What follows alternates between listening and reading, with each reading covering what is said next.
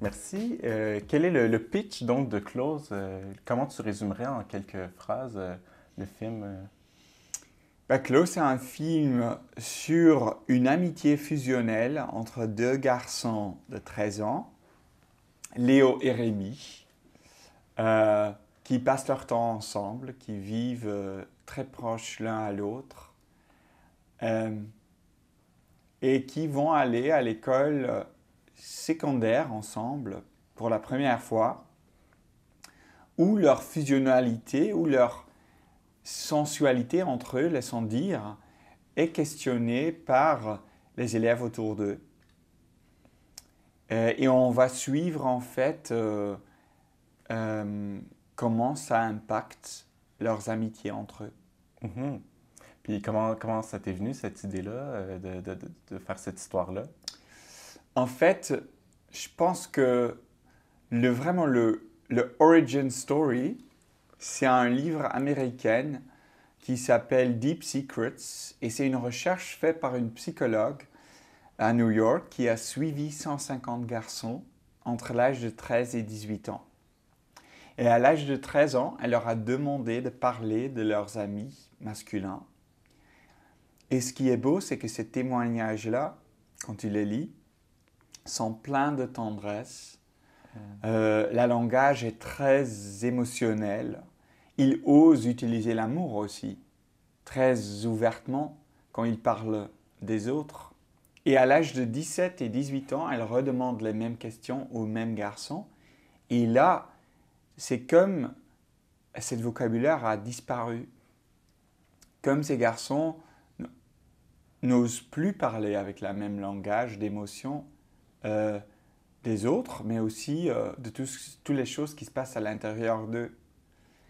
Et quand j'ai lu ça, je me suis senti très connecté avec ces jeunes êtres américains. Parce que moi aussi, à un certain âge, cet même âge, j'ai commencé à avoir peur d'une certaine intimité. J'ai commencé à avoir peur de la tendresse, comme je pense beaucoup de nous. Mon expérience personnelle comme jeune garçon à la campagne belge était aussi liée à ma sexualité, mon expérience de sexualité. Mais je pense que quand j'ai lu cette recherche avec les garçons, j'ai compris que, en fait, c'était peut-être plus lié à l'idée de la masculinité et ce qu'on apprend les jeunes garçons dès très tôt, de valoriser et pas valoriser. Et on leur apprend dès très tôt que être homme dans ce monde vient avec certaines caractéristiques comme l'indépendance, la compétitivité, être plus distant avec toutes les choses qui se passent à l'intérieur d'eux. Et alors, j'avais envie de parler de ça.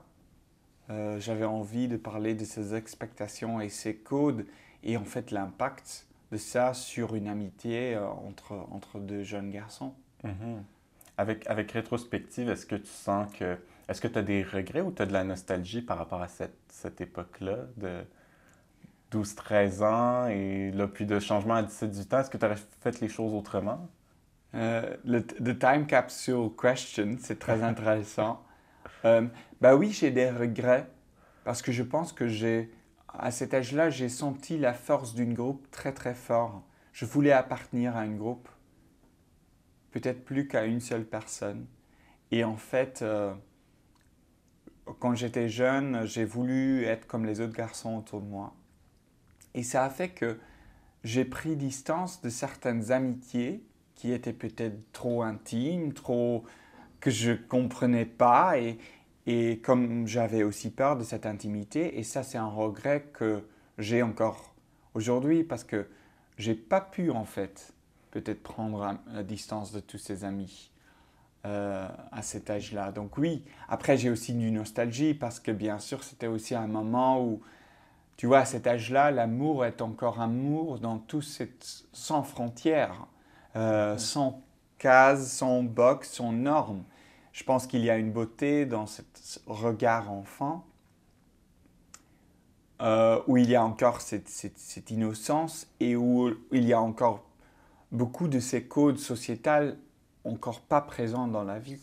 Donc Mhm. j'ai nostalgie et regret au même temps. Ah, ok. Ben, c'est tout à fait possible, ouais, c'est cohérent. Puis d'ailleurs, est-ce que, tu en parles en quelque sorte, t'approches, c'est un film, je dirais, pas sur l'homosexualité, mais c'est une approche quasiment sur l'homophobie en quelque sorte, ou en tout cas la masculinité toxique. Est-ce que c'était important pour toi d'explorer la masculinité toxique sans rentrer dans l'homosexualité? Sur vraiment parce qu'au final, on se demande pas, Rémi et Léo, c'est quoi vraiment leur sexualité, puis surtout à cet âge-là, je veux dire, ils ont encore le temps de se Mhm. découvrir. Donc, c'était important pour toi d'un peu faire cette séparation-là? Oui, oui, parce que je pense que en fait, euh,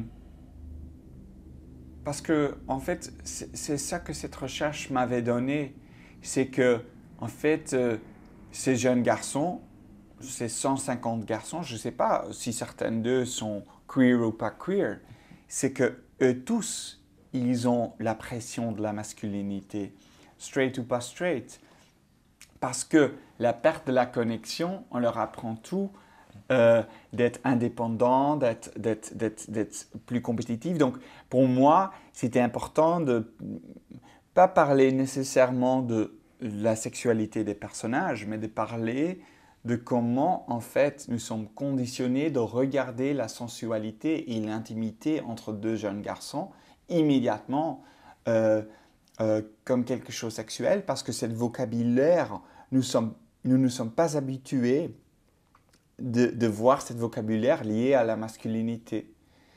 Et je pense qu'on vit dans un monde quand on regarde le journal, en fait, on voit beaucoup plus de brutalité liée à l'univers masculin que la tendresse. Et en fait, je pense dans ce film, je voulais parler d'abord la fragilité, la tendresse, mais aussi la perte de la fragilité.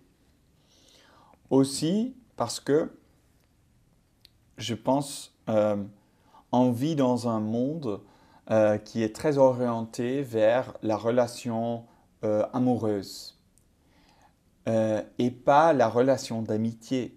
Pourtant, l'amitié est au centre de toute notre vie et je pense que nous tous, on a été déjà à cet endroit où notre cœur était brisé à cause d'une amitié qui change, à Mhm. cause d'une amitié qui change de route, qui n'est plus la même.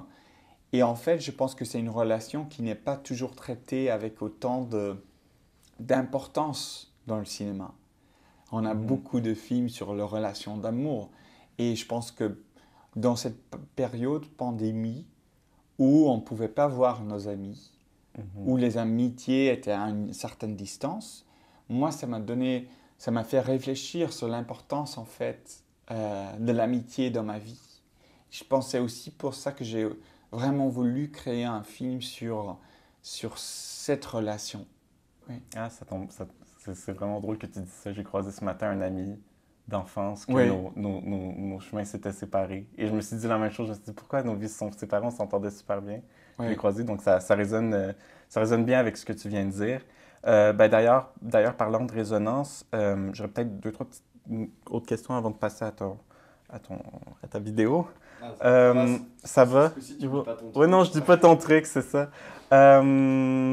Ouais, justement, pourquoi tu penses que Close a autant résonné? Tu sais, ça a gagné le Grand Prix quand même, c'est pas rien, à Cannes, puis il y a eu des très bonnes critiques. Moi, j'ai entendu beaucoup parler cet été de ce film-là. Pourquoi tu penses que ça a autant touché les gens? Ça, c'est une très bonne Mhm. question, hein. En fait, je pense que la beauté de poésie, c'est tu départs de quelque chose qui est personnel, une sorte de blessure personnelle, pour après, dans une poème, essayer de créer une tristesse universelle, ou de parler d'une tristesse universelle. Mhm. Euh, et je pense que c'est ça qu'on a essayé de faire, c'est de partir de quelque chose qui ressent très très important d'abord pour nous, mais après aussi essayer de laisser le personnel derrière et chercher à euh, ce qui fait que le propos devient quelque chose qui connecte nous tous, Mhm. qui devient universel. Comme un peu les Grecs qui cherchaient à trouver cette catharsis collective. Je trouve que la beauté de l'art peut aussi être ça. avoir le sentiment que nous ne sommes pas seuls, que nous sommes connectés l'un avec l'autre à cause des choses qui sont partagées. Et je pense avec ce film, on a essayé de chercher ça. Et c'est beau pour nous de voir quand on va quelque part, de voir toutes les différentes générations et comment, pour des différentes raisons, ils connectent avec le propos du film. D'abord une jeune génération parce que je pense que cette jeune génération est en train de vouloir casser toutes ces frontières entre amitié, amour, masculinité, féminité. Tu vois, pour qui cette fluidité est de plus en plus importante. Et une génération peut-être un peu plus âgée parce que c'est aussi un film qui a un effet nostalgique. Parce que clairement, nous nous sommes rappelés à une relation d'enfance ou une relation qui a été dans notre vie et peut-être n'est plus là. Donc je pense peut-être c'est parce qu'il y a une force d'émotion très très forte qui donne aussi un sentiment de connexion après avoir vu le film. Oui, très, très, très intéressant. Je vais y aller avec une dernière question un peu champ gauche. J'ai lu, je ne sais pas si c'est exact, We Two Boys Together Clinging de David Hockney a Oui. été une inspiration. Oui. Je voulais juste savoir qu'est-ce qui t'attire dans cette peinture-là? Qu'est-ce qui a fait en sorte que ça a été vu comme une grande inspiration pour ce film-là, cette peinture? We Two Boys Together Clinging, c'est une poème d'abord de Walt Whitman. Okay. C'est un poème qui parle d'une intimité, sensualité entre deux hommes que je trouve très très beau, qui m'inspire beaucoup. Et en fait, David Hockney a décidé de créer une peinture aussi basée sur cette poème de Walt Whitman que j'avais vu à une exposition de lui. Et en fait, ce que je trouvais très beau, c'est le titre We Two Boys Together Clinging, qui pour moi est un peu une summary, une résumé de cette amitié dans le début qui petit à petit est séparée à cause de cette société où ces garçons, où nous vivons dedans. C'est que c'est deux jeunes êtres qui veulent en fait rester proches l'un de l'autre, qui veulent rester dans cette fusionnalité énorme qui est exprimée par cette verbe clinging. C'est prendre quelqu'un dans tes bras et ne le laisser pas partir.